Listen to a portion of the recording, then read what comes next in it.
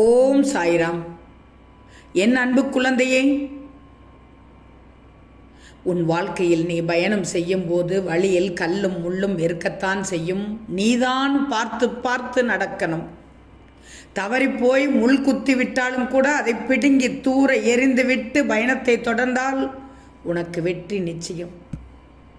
வாழ்க்கை பாதையில் ஓட்டமானது உன் இலக்கை நோக்கி மட்டும்தான் இருக்கணும். ஒன்று தெரியுமா? உன் உள்ளத்தில் நிறைந்திருக்கும் நல்ல எண்ணங்களை வெளிப்படுத்து. அதாவது முட்கள் இருந்தாலும் யாரையும் காயப்படுத்துவதில்லை கடிகாரம். உண்மைதானே?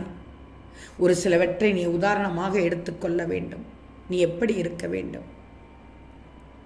மொட்டுகளில் ஒளிந்திருக்கும் மலர் போல் இருக்க வேண்டும். ஏன்னா கஷ்டங்கள் வருவது உன்னை நீ வெற்றியை நோக்கி பயணித்துக் கொள்வதற்கு.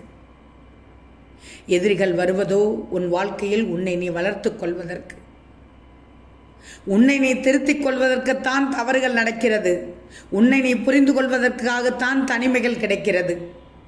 உன்னை நீ முன்னேற்றிக் கொள்ளத்தான் வாழ்க்கையில் முயற்சி எடுப்பது ஒன்று.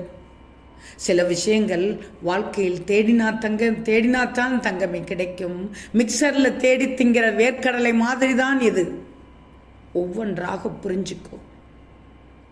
என்னுடைய அறிவுரை எல்லாம் உன் மனதில் நிறுத்தி கொண்டால் நீ வாழ்க்கையில் உயர்ந்த நிலைக்கு அடைந்து செல்வாய்.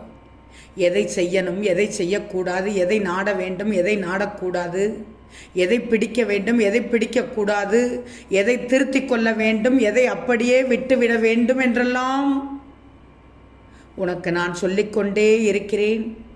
நீ கேட்டு அதன்படி நடந்தால் நிச்சயம் உனக்கு வெற்றி நிச்சயம் தங்கமே. ஓம் சாய்ராம்.